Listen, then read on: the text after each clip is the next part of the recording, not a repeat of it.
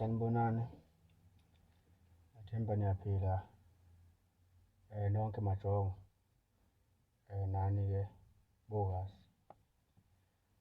Ngithatha leli thuba nami ngidlulisa amazwi nje okubonga, ngingumlandeli kamthandeni, ngimbongele egameni labalandeli bakhe injabulo asaqhubeka nokusinika yona endimeni kamaskandi.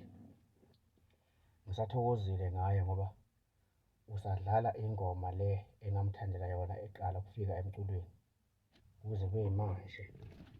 Usaqhubeka nokusidilivela izinto ezinhle lezi esiyifisayo njengabalandeli bakhe. Ngithanda ukudlulisa nje amazwi okubonga kuye ukuthi aqhubeke njalo, angadikibali. Nakuba zikhona iy'nkinga ey'hamba zifike uma usebenza ngabantu. Khona abangakuthandi, abazoba namagama azofike ekuthinte kabi ngenhloso yokuzama ukuhlisa isithunzi sakho nenhloso yokuzama ukukhipha egemini. Ngiyabonga-ke ngoba akakunaki konke lokho ngoba uyayazi lento engikhuluma ngayo. Uwumfana ohlakaniphile, uwumfana nami engimkhonzile ngento akasenzela yona enhle. Uthanda abantu abancane, uthanda abantu abadala, uthanda thina ogogo imbala ngoba usidilivela umculo okuwuyona kudla kwethu esikudlayo singabantu.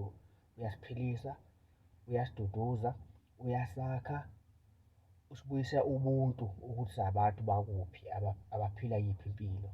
Usikhumbuza ngemuva lethu umculo wakhe. Ngithi angibonge nje kakhulu ithuba engilitholayo nami ukuthi ngikwazi ukuyibonga le ndoda le eyenza kahle esizweni sayo ngoba isiphethe nje ihola nomaskandi, isahola ngeqiniso.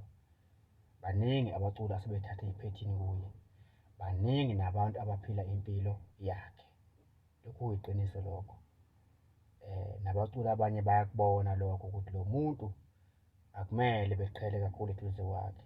Nabanye baqheliswe isimo sokuthi ngoba phela kunje emculweni, mhlawumbe waveza ukuthi uyasayida nomuntu othize.